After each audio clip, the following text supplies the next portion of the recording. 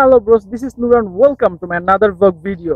Bros, বাংলাদেশে সচরাচর যেগুলো স্পোর্টস বাইক চলে, R15, সিভিআর, GSXR, এগুলো কিন্তু আমরা সবাই চালাইছি। বাট আজকে আমি যে বাইকটা নিয়ে আসছি, এই বাইকটা আজ থেকে 35 বছর আগের, এবং 35 বছর এটা সর্বনিম্ন এবং সর্বোচ্চ প্রায় 45 বছর।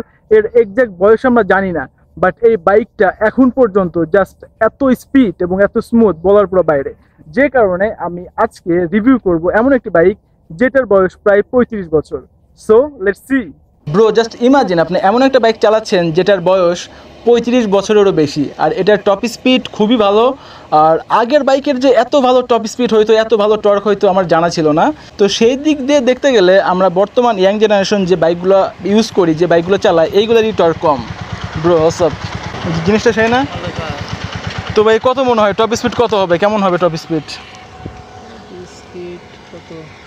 কত হইতে পারে? 60। ইয়া, দিস ইজ দ্য বিস্ট। বুঝতেছেন না? আপনার 35 বছরের পুরান একটা বাইক, এটা তো রিভিউ করা যায়। জাস্ট বিস্ট ভাই, বুঝছেন? আমার খুব ভালো লাগছে। আমি গতকালকে চালাইছি তো, যে কারণে আজকে দেখলাম।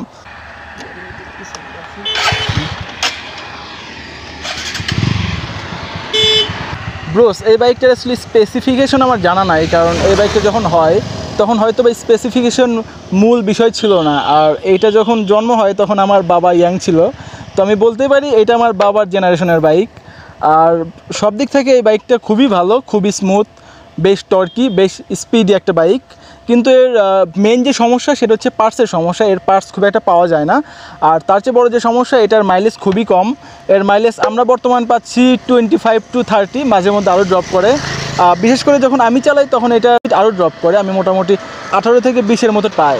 সো ব্রোস, এখন আমরা চলে যাব মোটো ভ্লগিং সেটআপে এবং তারপরে সম্পূর্ণ কথা হবে। So let's go. আমি এই বাইকটার আসলে টর্ক টেস্ট করবো, যে কেমন টর্ক আসে। চলুন প্রথমে স্পিডটা টেস্ট করা যাক। ও ভাই, মানে এটার পিক আপ টান দেওয়ার মাত্র জাস্ট মনে হয় উড়াল দিল।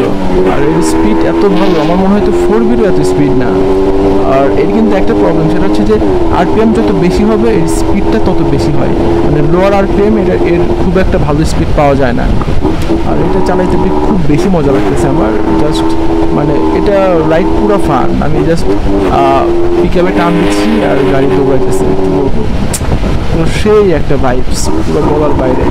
তো আমি যদি সেই জেনারেশনে থাকতাম তাহলে এইটাই হয়তো আমি চুজ করতাম। তো যাই হোক ব্রোস, আপনারা দেখতে থাকেন আর আমি বিদায় নিচ্ছি। দেখা হবে পরবর্তী ভিডিওতে। সে পর্যন্ত ভালো থাকবেন, সুস্থ থাকবেন, আমাদের সাথেই থাকবেন। খোদা হাফেজ।